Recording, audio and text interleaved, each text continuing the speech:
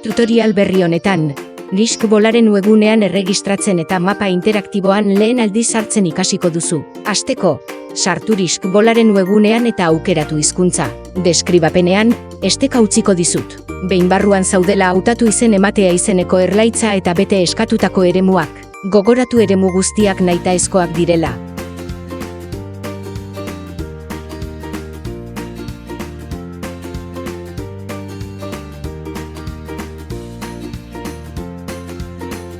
Erregistroa amaitzeko sakatu bidali botoia.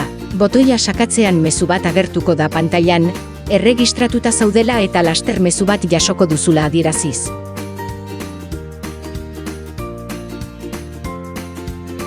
Erregistroa amaitu bezain laster iritsiko zaizu mezu hau posta elektronikora.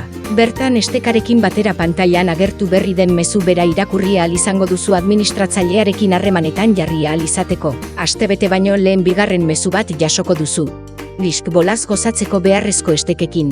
Astebeteko epean mezurik jasotzen ez baduzu spam karpetan begiratu eta mezurik iritsi ez bazaizu. Lisk Bolaren web orritik jar zaitezke harremanetan. Mezu berri honetan 3 esteka aurkituko dituzu. Lehenengoak web orrira eramango zaitu.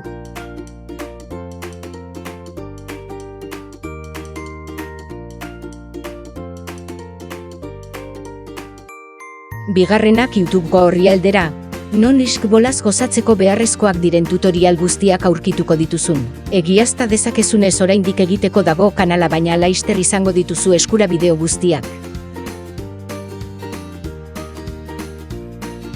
Eta azkenak zure mapa interaktibora eramango zaitu. Lehen aldiz ikonoa sakatzean aplikazioari baimenak eman beharko dizkiozu mapa erabili ahal izateko. Horretarako mezuaren azpian duzun botoi urdina sakatuko duzu. Ondoren zure helbide elektronikoa agertuko da. Kasu honetan nik egin dudan ez eskaera nire helbidea agertuko da. Helbidearen gainean sakatu eta orrialde berri batera eramango zaitu. Azpian aurkituko duzun konfigurazio aurreratua izeneko esteka klikatu beharko duzu eta honen ostean Lisk mapa izenekoa.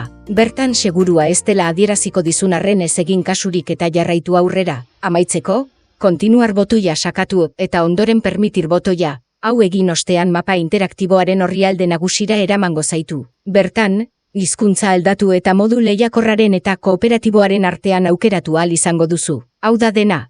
Hurrengo bideoan mapa interaktibora era azkar eta errazago batean sartzeko modu bat azalduko dizut.